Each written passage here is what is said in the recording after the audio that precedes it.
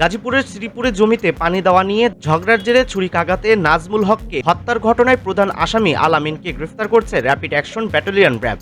রোববার 18 মে র্যাব একের specialised company Porabari Gazipur ক্যাম্পের company commander KM Mamun Khan Chishti স্বাক্ষরিত এক সংবাদ বিজ্ঞপ্তিতে এ তথ্য জানানো হয়। গ্রেফতার আলামিন শ্রীপুর উপজেলার কাউরাইদ ইউনিয়নের জুগিরসিট গ্রামের স্বপন মিয়ার ছেলে। তিনি ঘটনার পর থেকে আত্মগোপনে ছিলেন। সংবাদ বিজ্ঞপ্তিতে আরও বলা হয়, চাঞ্চল্যকর এই ঘটনাটির আসামিদের গ্রেফতারের জন্য র্যাব ছায়া তদন্ত শুরু করে। তারা আসামি গ্রেফতারের জন্য গোয়েন্দা নজরদারি করতে থাকে। এক পর্যায়ে বিশ্বস্ত সূত্রে তারা জানতে পারে আসামি আলামিন শ্রীপুরের মাওনা বাজার এলাকায় আত্মগোপনে আছে। পরে তারা সেখানে বিশেষ অভিযান পরিচালনা করে আলামিনকে গ্রেফতার করে। গ্রেফতার ব্যক্তি র্যাবের প্রাথমিক জিজ্ঞাসাবাদে অপরাধের সঙ্গে সংশ্লিষ্টতার কথা স্বীকার করেছে। এরপর তারা আসামিকে শ্রীপুর থানায় হস্তান্তর করে।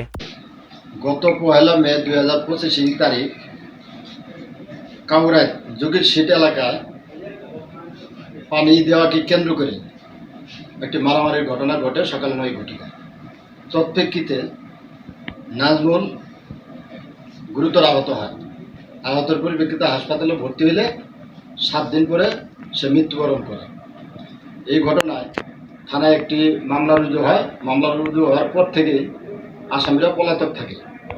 গত 17/5/2025 তারিখ রাত 9 ঘটিকার সময় আলামিনকে এই কেওয়া খন্ড এলাকা থেকে গ্রেপ্তার করা হয়।